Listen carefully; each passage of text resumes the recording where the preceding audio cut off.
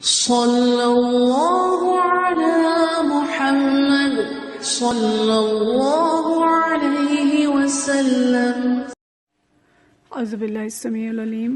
من الشیطان الرجیم، بسم اللہ الرحمن الرحیم، والصلاة والسلام علی رسولہ الکریم۔ باب الوضو، بخاری شریف، اور آج اس میں جو ہم باب پڑھیں گے یہ باب ہے التماس الوضوء اذا حانت الصلاۃ، کہ نماز کے وقت میں پانی تلاش کرنا۔ التماس ہوتا ہے تلاش کرنا، تو نماز کا جب وقت ہو جائے تو پانی تلاش کرنا۔ وقالت عائشہ، اور حضرت عائشہ رضی اللہ تعالیٰ عنہ نے فرمایا، حضرت الصبح فالتمس الماء فلم یوجد، کہ صبح کا وقت آ گیا اور پانی تلاش کیا گیا اور نہ پایا گیا، پس پانی نہ پایا گیا۔ فنزلت تیمم، تو تیمم کی آیات نازل ہوئیں۔ تو اس میں جو بخاری شریف کے اس باب میں امام بخاری جو بات ہمیں سمجھانا چاہتے ہیں کہ جب نماز کا وقت آ جائے تو پانی کے لیے، وضو کے لیے پانی تلاش کرنا چاہیے۔ اور اس میں جو مثال دے رہے ہیں کہ ایک سفر میں حضرت عائشہ رضی اللہ تعالیٰ عنہ نبی کریم صلی اللہ علیہ وسلم کے ساتھ تھیں، اور ان کا اس میں وہ بیان کرتی ہیں کہ صبح کا وقت ہو گیا اور پانی تلاش کیا تو پانی نہ ملا۔ یہ سفر مشہور سفر ہے، کافی لوگ اس کو جانتے ہوں گے کہ اس سفر میں حضرت عائشہ رضی اللہ تعالیٰ عنہ کا ہار گم ہو گیا تھا، اور ہار وہ اپنی بہن حضرت اسما سے لے کے گئی تھی ادھار کے طور پہ، اور جب وہ ہار گر گیا تو اس کو تلاش کرنے کے لیے قافلہ رکا، اور حضرت عائشہ صدیقہ رضی اللہ تعالیٰ عنہ نے اس کو بہت تلاش کیا لیکن ہار نہ ملا اس وقت۔ تو اسی وقت فجر کا وقت ہو گیا، تو حضرت عائشہ رضی اللہ فرماتی ہیں کہ لوگوں نے پانی تلاش کیا لیکن پانی نہیں ملا، تو اس وقت تیمم کا حکم ہوا۔ یعنی ایسا ہو سکتا ہے کہ نماز کا وقت ہو جائے، پانی تلاش کریں اور پانی نہ ملے۔ کبھی ایسے سفر میں کسی کو نوبت ایسی آ سکتی ہے، بلکہ جو آج کل ہمارا لوڈ شیڈنگ کا دور ہے، اس میں کبھی ایسا بھی ہو سکتا ہے کہ صبح اٹھیں تو نلوں میں پانی نہ ہو، ٹینکی میں پانی ختم ہو گیا ہو۔ تو اگر ایسی کوئی صورت ہو تو نماز قضا نہیں کرنی چاہیے، بلکہ اگر بالکل پانی موجود نہیں ہے تو تیمم کر کے نماز پڑھی جا سکتی ہے۔ حالانکہ اب تو بہت ساری سہولیات ہیں کہ ہم رات کو چیک بھی کر کے سوئیں اور رات کو بالٹی وغیرہ کچھ بھر کے رکھ لیں نماز کے لیے، لیکن اگر کبھی ایسا نہ بھی ہو، یاد نہ رہے، یا کوئی ایسی صورتحال ہو گئی ہے کہ رات بھر بجلی نہیں تھی اور اب تو کئی دفعہ کئی گھنٹے بجلی نہیں ہوتی، تو ایسی کوئی صورت ہو تو ایسا نہیں کرنا چاہیے کہ نماز ہی چھوڑ دیں۔ نماز ہر حال میں پڑھی جائے، اور پانی نہ ملے تو تیمم کیا جائے اور تیمم کر کے نماز پڑھی جائے۔ تو اس سفر میں حضرت عائشہ صدیقہ رضی اللہ تعالیٰ عنہ کی وجہ سے جب قافلہ رکا تو لوگوں نے حضرت ابوبکر صدیق رضی اللہ تعالیٰ عنہ سے شکایت لگائی کہ جی حضرت عائشہ نے دیکھیں کیا کیا، انہوں نے ہار گم کر دیا، اور اس کی وجہ سے اب سارے قافلے کو مشکل ہے کہ پانی نہیں مل رہا اور وضو کے لیے مشکل ہو رہی ہے۔ تو حضرت ابوبکر صدیق رضی اللہ تعالیٰ عنہ جو ہیں وہ ناراض ہوئے، حضرت عائشہ کو ڈانٹا، لیکن اسی موقع پہ تیمم کی آیات نازل ہو گئیں۔ اور یہ بھی حضرت عائشہ رضی اللہ تعالیٰ عنہ کا اعزاز ہے کہ اللہ نے ان کی وجہ سے تیمم کی سہولت کی آیات جو ہیں وہ نازل کی، اور انہی کی وجہ سے سورہ نور کے اندر جو قذف اور الزام لگانے کے بارے میں آیات نازل ہوئی کہ ان کے جھوٹا الزام لگانے والوں کو سزا دی جائے، اور تمام معاشرتی احکام جو ہیں وہ سورہ نور کے اندر نازل ہوئے۔ تو یہ حضرت عائشہ رضی اللہ تعالیٰ عنہ کے اعزازات میں سے ایک اعزاز یہ بھی ہے کہ ان کی وجہ سے تیمم کی آیات نازل ہوئی تھی۔ اب اس کے بعد اگلی جو حدیث، یہ تو باب کا عنوان تھا اور حضرت عائشہ رضی اللہ تعالیٰ عنہ کا بیان اس میں امام بخاری لائے تھے۔ اب اس باب میں جو حدیث ہے یہ حدیث نمبر 167، اور یہ حضرت انس بن مالک رضی اللہ تعالیٰ عنہ سے روایت ہے۔ انس بن مالک انہ قال، وہ فرماتے ہیں رأیت رسول اللہ صلی اللہ علیہ وسلم، کہ ہم نے نبی کریم صلی اللہ علیہ وسلم کو دیکھا، وحانت صلاۃ العصر، عصر کی نماز کا وقت آ گیا، فالتمس الناس الوضوء، لوگوں نے پانی تلاش کیا، فلم یجدوہ، لیکن انہیں پانی وضو کے لیے نہ ملا۔ فأوتي رسول اللہ صلی اللہ علیہ وسلم بوضوء، یہ تو پڑھ لیا پچھلی دفعہ، سب کو یاد ہوگا کہ واو کے اوپر اگر زبر ہوتا ہے تو اس سے پانی مراد ہے، اور اگر پیش ہوتا ہے تو اس سے وضو مراد ہے، اور اگر واو کے نیچے زیر آ جائے تو اس سے وضو کا پانی والا برتن مراد ہے۔ تو رسول اللہ صلی اللہ علیہ وسلم کے پاس ایک برتن لایا گیا، فوضع رسول اللہ صلی اللہ علیہ وسلم فی ذلک الاناء یدہ، تھوڑا جو پانی میسر تھا وہ لایا گیا، اور نبی کریم صلی اللہ علیہ وسلم نے اس میں اپنی انگلیاں ڈال دیں. وَأَمَرَ النَّاسَ أَن يَتَوَضَّؤُوا، اور لوگوں کو حکم دیا کہ أَن يَتَوَضَّؤُوا مِنْهُ، کہ اس میں سے وضو کریں. قال، وہ فرماتے ہیں فَرَأَيْتُ الْمَاءَ، تو میں نے دیکھا کہ الماء ينبع من تحت اصابعه، کہ نبی کریم صلی اللہ علیہ وسلم کی انگلیوں کے نیچے سے چشمے کی طرح پانی نکلنے لگ گیا. حتی تودعوا من عندهم آخرهم، تو لوگوں نے آخری لوگ یعنی آخری فرد تک لوگوں نے اس میں سے وضو کر لیا. تو دیکھیں یہ جو حدیث پیچھے حضرت عائشہ رضی اللہ تعالیٰ عنہ کا بیان گزرا، اور اس کے بعد یہ حدیث بھی، یہ ہمیں اس مواقع کی، ان حالات کی جو مشکلات ہیں وہ پتہ چلتی ہیں ان سے، کہ صحابہ کرام رضوان اللہ مجمعین نے اس دین کو کس حال میں قائم رکھا، اور کن حالات میں انہوں نے اللہ کے دین کے جو احکام تھے ان پہ عمل کیا. لوگوں نے کتنی محنت کی لیکن عبادات کو ترک نہیں کیا. اب چھوٹی سی بات پہ نماز ترک کر دی جاتی ہے، چھوٹی سی بات پہ بس وضو کا کوئی بہانہ، جی کپڑے نہ پاک ہیں، چھوٹی چھوٹی بات ہے، بچے نے پیشاب کر دیا جی نماز نہیں پڑھی. تو لیکن صحابہ کرام رضوان اللہ مجمعین نے کتنی مشکلوں کے اندر بھی نماز ترک نہیں کی، اور وضو کے لیے اگر وضو نہیں تو تیمم کر لیا، یا جو بھی آسانی ہے اس کو اختیار کیا، لیکن اللہ تعالیٰ کی عبادت اور اللہ کا ذکر جو ہے وہ ترک نہیں کیا. اور یہاں یہ معجزہ ہے نبی کریم صلی اللہ علیہ وسلم کا کہ جب پانی نہیں ملا تو تھوڑا سا جو پانی کسی کے پاس میسر تھا وہ لے آیا برتن میں،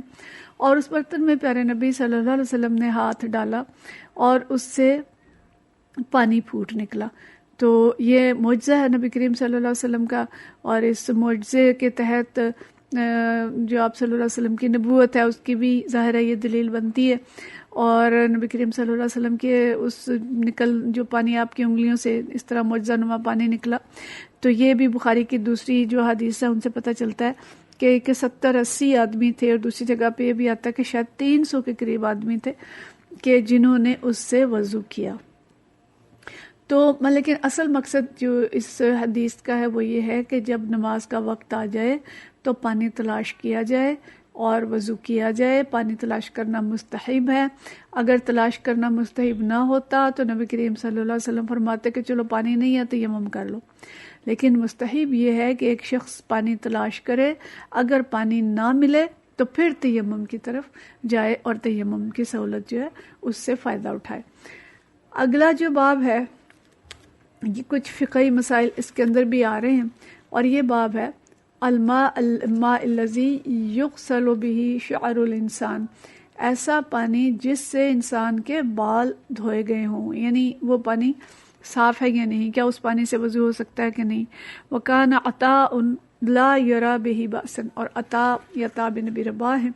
وہ فرماتے ہیں کہ میں اس میں کوئی حرج نہیں سمجھتا کہ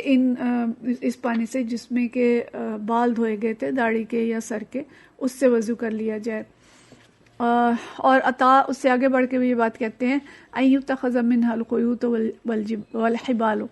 کہ انسانی بالوں سے دھاگے اور رسیاں بھی بنائی جا سکتی ہیں. یہ ایک باب ہے، آگے تفصیل ہم اس کی دیکھتے ہیں. وسؤر الکلاب وممرها فی المسجد، اور کتے کا جھوٹا اور کتے کا مسجد میں سے گزرنا. وقال الزہری، اور زہری کہتے ہیں اذا ولغ فی اناء لیس له وضوء غیرہ یتودع بہ. زہری کہتے ہیں کہ اگر کتے کا کوئی جھوٹا ہو جائے، یعنی کتا کسی برتن میں منہ ڈال دے اور اس کے علاوہ وضو کا پانی نہ ہو تو اس پانی سے وضو کر سکتا ہے. وقال سفیان، اور سفیان کہتے ہیں سفیان ثوری سے مراد ہیں حاذ الفقہ بعینہ، کہ فقہ بالکل ایسا ہی ہے. یقول اللہ تعالیٰ، اللہ تعالیٰ فرماتے ہیں فلم تجدوا ماء فتیمموا، کہ اگر پانی نہ ملے تو تیمم کرو. وہذا ماء، اور یہ پانی ہے. یعنی ان کا خیال ہے کہ یہ جو تھوڑا بہت اگر کتے نے منہ لگا دیا ہے لیکن اور پانی موجود نہیں ہے تو یہ بھی پانی ہے، اس سے تیمم کی بجائے اس سے وضو کرنے. وفی النفس منہ شیء یتودع بہ ویتمم، اور اگر کسی کے دل میں کھٹک ہے، کوئی دل میں تردد ہے کہ جی یہ پانی تو پاک نہیں ہے اور پانی موجود نہیں ہے، تو پھر ایسا ہو سکتا ہے کہ وہ اس پانی سے وضو بھی کر لے اور تیمم بھی کر لے. اچھا، اب یہ حدیث تو ظاہر نہیں ہے، یہ مختلف علماء کے اقوال ہیں. عطا بن ابی رباح کا قول ہے اور سفیان ثوری کا قول ہے، یہ حدیث نہیں ہے۔ اور اس میں جو علماء کے آگے جو فقہ ہے، امام شافعی رحمۃ اللہ علیہ وہ یہ کہتے ہیں کہ انسان کے بدن کے ساتھ جب تک بال ہوں وہ پاک ہوتے ہیں، لیکن جب بال اس سے کٹ کے الگ ہو جائیں تو پھر وہ ناپاک ہو جاتے ہیں اور ان سے وضو نہیں ہو سکتا اس پانی سے۔ لیکن امام ابو حنیفہ اور ان کا جو فقہ ہے اس کی رائے یہ ہے کہ بال جو ہیں وہ پاک ہی ہیں، چاہے سر پہ تھے یا الگ ہو گئے۔ اور امام بخاری کا نقطہ نظر بھی یہی ہے کہ انسان کے سر کے بال پاک ہیں، اور اگر اور پانی میسر نہیں ہے اور کوئی ایسا پانی ہے جس سے بال دھوئے گئے تھے تو وہ اس پانی سے وضو کیا جا سکتا ہے۔ بہرحال یہ مختلف آراء ہیں، لیکن اس بات کو سمجھنے کے لیے جو چیز ضروری ہے وہ یہ کہ ان حالات کا ہم تصور کریں، اس وقت کا تصور کریں صحرائی علاقے میں جب پانی عام میسر نہیں تھا اور لوگ دور دور سے پانی بھر کے لایا کرتے تھے، اور یا کہیں پہ تھوڑا بہت پانی مل جاتا تھا کسی جوہڑ میں یا کوئی چشمہ جس میں پانی اکٹھا تھوڑی سی جگہ پہ ہوا ہے تو اس کو استعمال کیا جاتا تھا، اور ایک ہی پانی کے برتن سے کئی لوگ وضو کرتے تھے، جیسے ہم نے پچھلی حدیث میں دیکھا کہ نبی کریم صلی اللہ علیہ وسلم نے ایک برتن میں ہاتھ رکھ دیا اور اس سے بہت سے لوگوں نے وضو کیا۔ اسی طرح سے آگے بھی ہم پڑھیں گے کہ ایک ہی برتن ہوتا تھا جس سے غسل بھی بعض اوقات اکٹھا، یعنی ایک بھی کرتا تھا اور دوسرا بھی اس سے غسل کرتا تھا۔ تو یہ ان علاقوں کی بات ہے جہاں پہ پانی بہت کم تھا۔ اور ہم اپنا بھی اگر تصور دیکھیں، جن لوگوں نے کوئی دیہات میں بچپن گزارا ہے یا دور دراز کے علاقوں میں رہتے ہیں، ابھی بھی ہمارے ملک کے بھی بعض علاقے ایسے ہیں جہاں پہ پانی آسانی سے میسر نہیں ہوتا، تو ہمارے اپنے بچپن میں ہم دیکھا کرتے تھے کہ ہمارے گاؤں میں پانی بہت قریب میسر نہیں تھا، اور ہماری جو بڑی بوڑھیاں تھیں دور دور سے پانی بھر کے لایا کرتی تھی، اور گھر میں پانی گھڑوں میں یا کچھ برتنوں میں اس کو رکھ دیا جاتا تھا، اور اسی پانی سے ہم لوٹا بھرتے تھے اور وضو کرتے تھے۔ اور اسی طرح سے چونکہ وہ پانی سین میں پڑا ہوتا تھا تو بعض کا کوئی جانور آتا تھا اور اس میں کوئی منہ مار جاتا تھا، گائیں بھینسیں بھی سین سے گزرتی تھی، کھلے کھلے گھار ہوتے تھے، بڑے بڑے سین تھے۔ تو اس طرح کی صورتحال پیش آ سکتی ہے کہ جب پانی بہت دور سے لایا جائے اور اس پانی میں کوئی جانور منہ مار دے تو پھر سوال پیدا ہوتا ہے کہ اب کیا کیا جائے۔ تو دین اسلام ایک آسانی کا دین ہے اور اس میں بہت زیادہ گنجائش ہے، اور ترجیح جو ہے وہ عبادت کی ہے۔ تو اس میں علماء نے، یعنی بعض علماء نے کہا کہ بھئی اگر کتے نے تھوڑا بہت اس کو منہ لگا بھی دیا ہے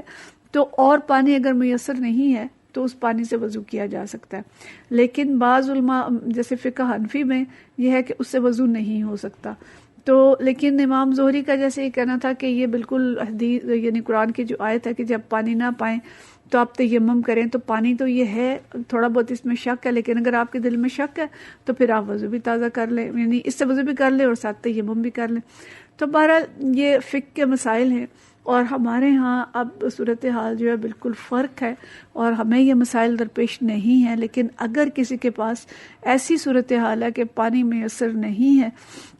اور وہی ایک گھڑا یا ایک ڈول یا ایک بالٹی پانی کی ہے اور اس میں کتا جو ہے گزرتے ہوئے منہ لگا گیا ہے، تو اس میں اگر دل مانتا ہے تو پھر اس سے وضو کر لیا جائے، اور اگر دل نہیں مانتا تو وضو کر کے پھر تیمم بھی کر لیا جائے تاکہ ایسا نہ ہو کہ طہارت حاصل نہ ہو۔ بہرحال یہ آسانیاں ہیں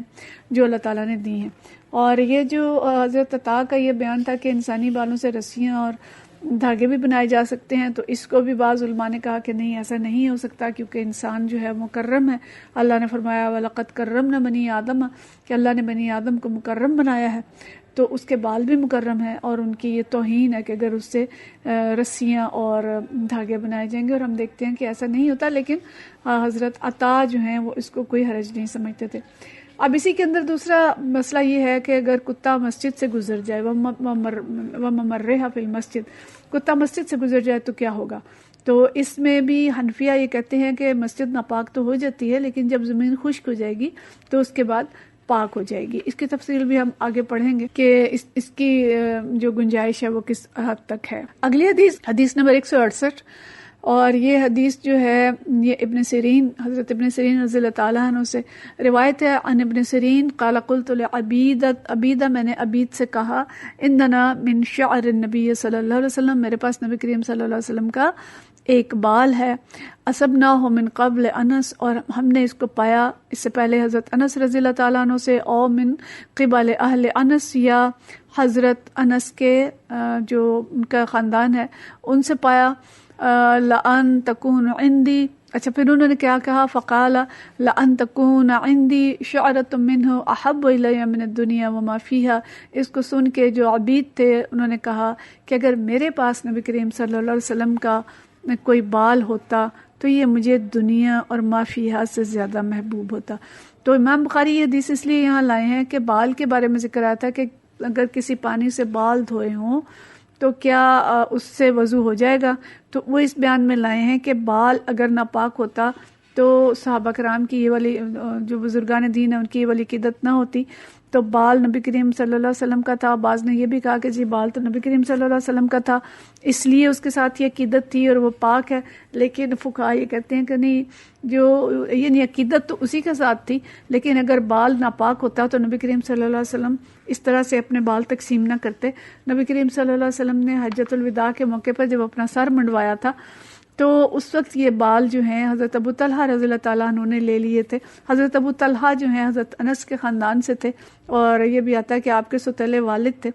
تو حضرت ابو طلحہ نے کچھ بال اپنے پاس رکھے اور باقی جو بال تھے تھوڑے تھوڑے کر کے صحابہ کرام رضوان اللہ مجمعین کے درمیان تقسیم کر دیے۔ تو حضرت انس سے چونکہ حضرت انس بھی حضرت ابو طلحہ کے خاندان سے تھے تو یہ بال ان کو بھی ملے۔ تو اس طرح سے یہ بال جو ہیں ہم ابھی بھی دیکھتے ہیں کہ کئی جگہوں پہ نبی کریم صلی اللہ علیہ وسلم کے منہ مبارک پائے جاتے ہیں اور ان کی زیارت ہوتی ہے۔ تو یہ محبت تھی صحابہ کرام کی نبی کریم صلی اللہ علیہ وسلم کے ساتھ، اس لیے آپ کے جو بال ہیں ان سے بھی انہیں محبت تھی اور ان کو